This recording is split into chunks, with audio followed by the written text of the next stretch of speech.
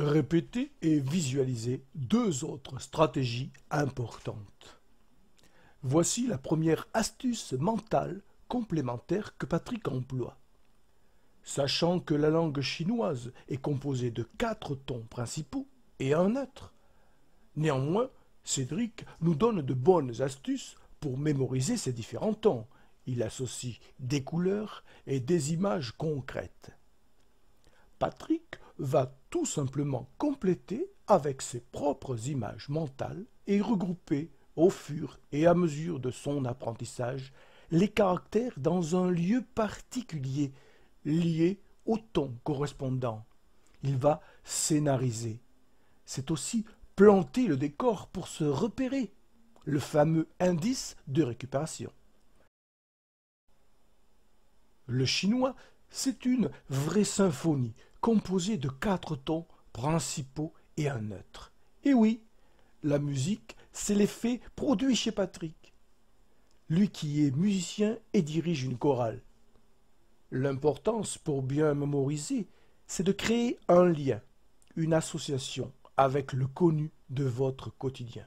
Ici, les tons comme en musique, avec le premier ton en jaune, plutôt musical, une note de musique pour renforcer l'idée du « la » de Cédric, afin de créer un dossier ressources comme en informatique.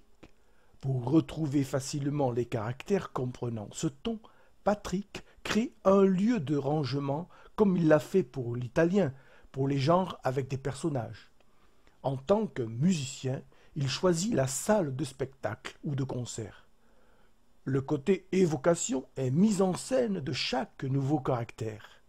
Il est nécessaire d'être créatif, car il n'y a pas de limite au niveau mental. De plus, retenez une chose extrêmement importante. Le cerveau adore le rangement. Pour le deuxième ton, couleur bleue, l'accent aigu indique un ton montant, comme notre « allô » nous indique Lausch Cédric, d'où le téléphone. Cependant, remarquez le détail entre le sens de l'accent aigu et la bulle « allô » du téléphone. Même sens montant vers l'aigu, renforcement du sens en quelque sorte. Souvenez-vous, plus votre représentation mentale sera grande, en couleur, en 3 dimensions et si possible en action, plus elle sera efficace. Pour celle-ci, Patrick crée un lieu de rangement en hauteur, le nuage vers le ciel, qu'il va agrandir dans son écran mental. L'évocation d'un son monta dans un nuage. Tous les caractères comprenant ce ton seront dans un nuage et monteront vers le ciel. Le troisième ton en vert, comme un accent circonflexe à l'envers, comme un V qui double la voyelle. Pour celle-ci, Patrick crée un lieu de rangement dans un lieu magique, un parc d'attractions avec des montagnes russes. L'évocation d'un son descendant puis montant. Wow! Imaginez-le le plus concret possible. Ici, l'exemple du Dragon Khan à l'Universal Port Aventura en Espagne. Tous les sons de ce type seront classés dans ce parc. Le quatrième ton, lui, Cédric le représente en couleur rouge. Un accent grave dans tous les sens du terme. Ici, et c'est toujours personnel car, je le répète, votre représentation sera toujours la meilleure image mentale. Pour celle-ci, Patrick crée un lieu de rangement dans un lieu merveilleux, une grotte. Ici, vous avez une caverne découverte par des spéléologues. Pour Patrick, tous les caractères de ton numéro 4 seront classés dans une grotte, une caverne. Un son allant vers le bas. Enfin, le cinquième ton qui est neutre, simple et sans accentuation, d'où la couleur grise, ne rien faire, sous-entendu sans association. Et si vous souhaitiez vraiment en faire une par souci de classement concret, alors un exemple personnel pour la neutralité avec la Suisse. Une main parce qu'il y a 5 doigts, 5e ton. Ou bien une association au chocolat suisse, tout simplement.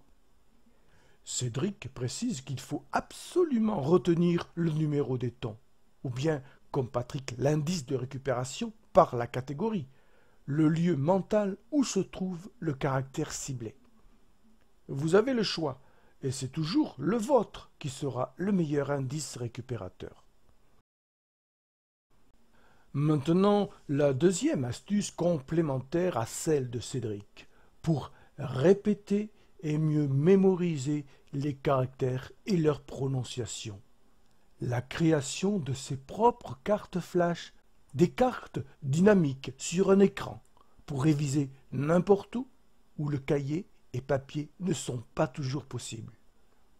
Voici un exemple de base réalisé par Patrick. 1, 2, 3, 4, 5, 6, 7.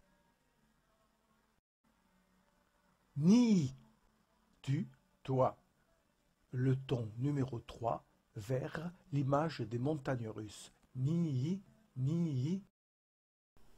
Répétez régulièrement en quelques secondes en s'amusant. C'est vraiment là l'astuce essentielle pour mémoriser à long terme. Pour terminer ce premier épisode, Patrick vous donne encore une astuce, plutôt une stratégie complémentaire, qu'il applique depuis plus de 35 ans sur lui et avec ses apprenants. L'anticipation des leçons est court à apprendre. Votre cerveau a besoin de remplir les cases vides, l'inconnu par du connu. Vous allez lui faciliter la tâche en anticipant. Que ce soit l'apprentissage d'une langue, juste lire, ou simplement vos prochaines leçons scolaires ou autres connaissances, avec des livres ou autres supports, juste lire.